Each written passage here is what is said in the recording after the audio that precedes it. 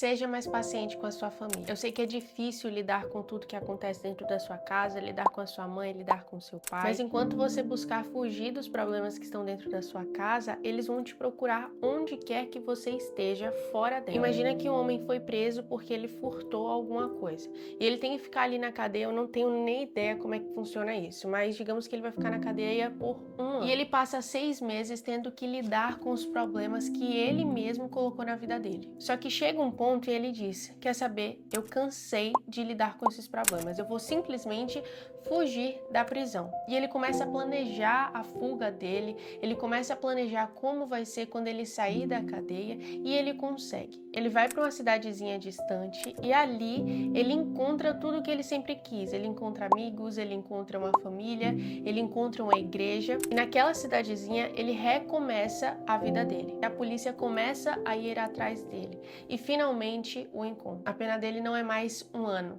são 2 anos.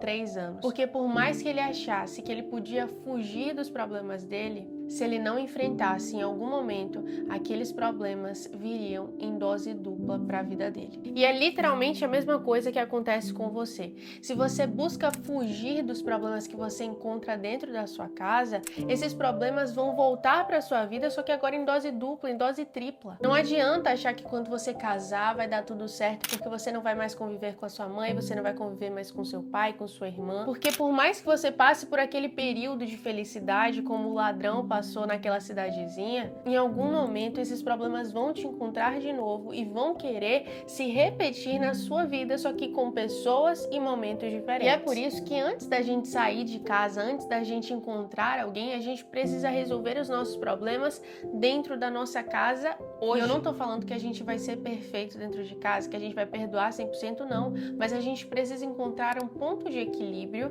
para saber lidar com os problemas da nossa família e dessa forma vivermos em paz. E a primeira coisa que eu preciso falar para você é que se depender do que eu sinto ou do que eu não sinto, o meu relacionamento com a minha família vai permanecer quebrado. Porque meus sentimentos oscilam o tempo inteiro. Enquanto eu leio um livro de autoajuda, eu morro de vontade de dar um abraço à minha mãe e dizer que a amo. Mas minutos depois ela faz algo frustrante e a minha vontade é ir pro quarto, me trancar e não ter mais contato com ela. Então, se depender do que eu sinto, os meus relacionamentos vão para sempre ficar como uma montanha russa. E é por isso que quando se trata de família, a gente precisa focar na honra. Honra não é aplaudir os erros dos nossos pais. Honra é simplesmente recompensar os nossos pais por ter nos gerado. Você nasceu nessa família, se você tá dentro dessa família, é porque existe um propósito, existe um objetivo. E eu não tô falando como se Deus tivesse escrito exatamente o que você vai fazer no mundo. Não tô falando disso, mas um simples propósito de mudar o padrão geracional que a sua família tem. Talvez a sua família tenha vindo de um padrão onde as mulheres são sempre as fortes, que não dependem de homem, que não se casam, então se divorciam,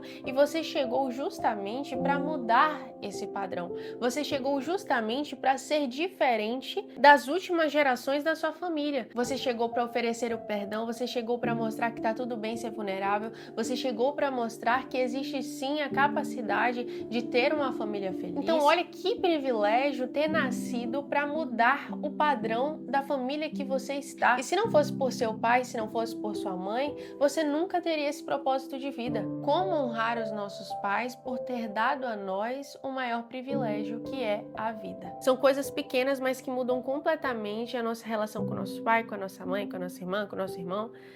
Enfim, a primeira dica que eu tenho para te dar é faça uma cartinha mensal para sua família. O que seria essa cartinha mensal? Você não precisa se declarar para sua mãe, para seu pai, você não precisa fazer isso, mas é colocar em pelo menos ali 5 linhas, 6 linhas, o que você sente por eles, qual é a gratidão que você tem por eles, porque você é grata pela vida deles. Às vezes o seu pai e a sua mãe podem até não demonstrar a gratidão deles por essas cartinhas, mas tenha certeza que algo dentro do coração deles vai ser amolecido ali de alguma forma. Inclusive, eu coloquei isso como meta para esse ano e eu só fiz 2 cartinhas para minha mãe, 2 cartinhas para minha irmã, foi uma, e uma cartinha para meu pai. Eu esqueci completamente, mas esse mês eu vou voltar a fazer. Segunda coisa, dê um presentinho semanal para eles. E aqui eu não tô falando que você precisa gastar dinheiro, ou enfim, mas é mostrar que quando você tá no trabalho, quando você tá na faculdade, quando você tá na escola, você lembra deles de alguma forma. Por exemplo, quando eu fazia a terapia presencial, porque agora a minha psicóloga pariu, então ela tá ali no período online, eu fazia em um shopping, naquele shopping tinha uma Cacau Show. Gente, toda vez que eu passava por ali, eu fazia questão de levar pelo menos aquele chocolatinho de 3, 4 reais, sabe? Um para minha mãe, um para minha irmã e um para meu pai. Porque dessa forma, todas as semanas eles percebiam que sempre que eu ia na minha psicóloga, eu lembrava deles. Não é simplesmente um chocolate, não é simplesmente uma compra que você está fazendo. É mostrar que você se lembra e você valoriza as pessoas que estão do seu lado. A terceira coisa é o beijo de bom dia e de boa noite. Vai no quarto dela, dá um beijinho na mão dela e diz: mãe, boa noite, te amo. Se você não mora com sua mãe, se você não mora com seu pai, bom dia, pai, que seu dia seja bom, que seu dia seja maravilhoso na presença de Deus. Ou então, bom dia, mãe, que seu dia seja incrível, assim como a senhora é. Independente de ser em casa ou ser por mensagem, lembre sempre dos seus pais na hora de dormir e na hora de acordar. A quarta dica é fazer coisas que são normais para eles, com eles. Então, se a sua mãe tem o costume de ir sozinha sempre no supermercado, se ofereça para ir com ela. Se a sua mãe tem o costume de ir no banco toda quarta-feira, se ofereça para ir com ela. Porque são momentos que, apesar de ela ter o costume de fazer sozinha, tudo que no fundo, o coração dela quer é uma companhia. E mesmo que eles digam não quero, pelo menos você dê um passo para se aproximar dos seus pais. E por último, mas não menos importante, pelo contrário, eu diria que é o mais importante, é constrange os seus pais em amor e em obediência. Se a sua mãe te pediu para tirar o lixo, para lavar os pratos, faça isso no momento em que ela te pediu ou antes. Mostre para seus pais que você é obediente e que você os ama através também de atos de serviço. E aqui eu vou querer fazer um parêntese e colocar mais um, que é demonstre amor na linguagem que eles se identificam. Se a sua mãe é em atos de serviço e você odeia fazer atos de serviço, faça os atos de serviço por sua mãe. Se seu pai é presente e você odeia dar presentes, dê presentes pelo seu pai. Se seu irmão é toque físico e você não gosta de toque físico, saia da sua zona de conforto. Olhe agora pela visão da sua mãe, do seu pai, do seu irmão, porque é ter essa visão de pai, essa visão de mãe, de irmão, que vai fazer com que você tenha mais empatia e seja muito mais amoroso com eles. Mio nunca conseguiu confrontá-la. Sempre sonhou com um relacionamento de mãe e filha no qual seria possível falar de tudo, mas suprimiu esse sentimento deixando-o guardado em um canto. Só para você entender, nesse livro aqui, a mãe dessa menina, Mio, tinha acabado de morrer. E ela estava lembrando que tudo que ela queria era ter um relacionamento transparente com a sua mãe. Só que agora já é tarde. Ela queria muito voltar, deitar no colo da mãe e ouvir a mãe contar histórias do Pequeno Príncipe para ela, mas agora ela simplesmente não podia mais fazer isso, porque a mãe dela já tinha ido embora. Se você ainda tem a sua mãe, se você ainda tem o seu pai, se você ainda tem a sua família aqui, deixa eu te falar uma coisa, é a sua oportunidade de amar eles.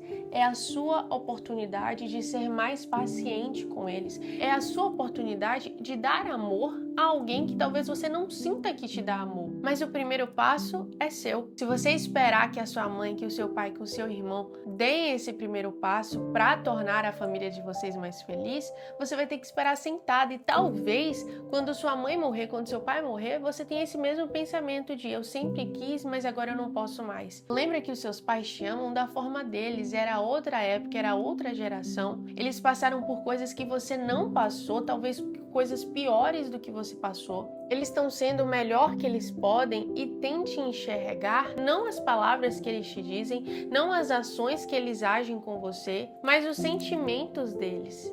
É isso que faz toda a diferença dentro da comunicação dentro de casa. Não ouvir as palavras, não ouvir a raiva, mas sim os sentimentos e as emoções por trás de cada palavra e por trás de cada ação. Eu espero de coração que esse vídeo tenha te ajudado, que vá por mim, que eu tive que levantar umas 300 vezes aqui porque o meu celular estava dizendo que estava com o armazenamento cheio. Então, de verdade, se te ajudou, dá o like, se inscreve no canal, compartilha com outras pessoas e comenta que tipo de vídeos você quer ter por aqui. Um beijo e até a próxima!